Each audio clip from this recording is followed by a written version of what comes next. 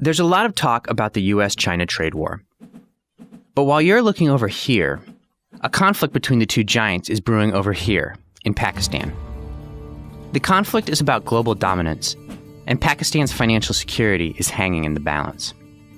If China succeeds, it could be on the path toward becoming the new center of global trade.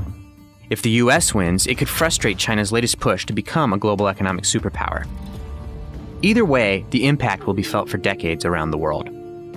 To understand how we got here, you first have to understand why China is in Pakistan at all. China is there to invest in infrastructure, part of an effort to show the region that a friendship with China brings tangible economic benefits. This falls under China's Belt and Road Initiative, aimed at building up China's global trade network. President Xi Jinping started it in 2013, and there are estimates that China plans to spend as much as $1 trillion on infrastructure projects in the next few years, across 68 countries. A couple things to know about the Belt and Road Initiative. First, many in the US view the initiative as a threat. The US still has the largest GDP in the world, but China is gaining ground. Take, for example, the fact that the US was the largest exporter of goods and services in the world, until 2013. China passed the US, and the two world powers have been neck and neck ever since. The second thing to know is that China is giving huge loans to countries it's investing in for the Belt and Road Initiative, and some recipients are not well positioned to pay them back. For example, China funded construction for a Sri Lankan seaport in Hambantota, but when Sri Lanka couldn't afford to repay, it reached a deal to give China the port on a 99-year lease. By loaning Sri Lanka money it couldn't afford to pay back, China secured a port on a potentially strategic maritime trade route. Some people have dubbed this type of loan debt trap diplomacy, and worry China could do it again. So where does Pakistan fit into all of this? China's biggest Belt and Road project is taking place there. The plan is to build up Pakistan's infrastructure on a grand scale. Once completed, China could use these highways, ports, railways, and pipelines for efficient access to the entire Indian Ocean, and continue to supplant the US in Pakistan. But for Pakistan, there are a lot of catches. And these catches are driving Pakistan, which is already struggling economically, deeper and deeper into debt.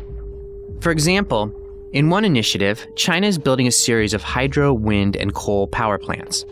But as part of the agreement, Pakistan has to buy the electricity produced at a price that covers a hefty return on investment and pay back the debt. The country is already falling behind on payments, giving Chinese authorities more leverage.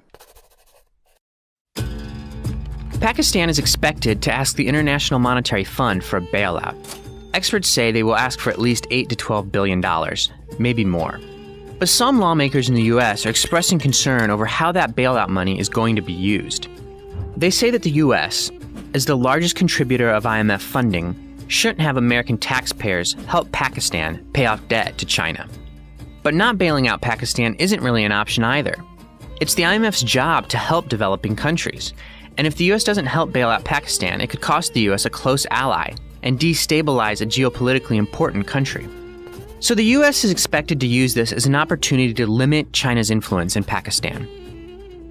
One way it could do this would be to influence the IMF to place terms on the bailout, such as specific restrictions on borrowing from China. This would force Pakistan to significantly scale back Belt and Road projects. Pakistan, for its part, is in a tough spot. On one hand, it may need a financial rescue from the IMF, funded in part by the US. On the other hand, it desperately needs the infrastructure improvements offered by China. If the US comes out on top, it could start to discredit China's Belt and Road Initiative. Future countries might be hesitant in accepting Belt and Road money, slowing China's expansion. If China comes out on top, it's closer to its goal of displacing the US and becoming the new center of global trade. These issues will come to head in a few weeks, as Pakistan is rapidly running out of foreign exchange reserves. When that time comes, it could amount to a battle between the US and China. A battle for the #1 spot as a worldwide superpower.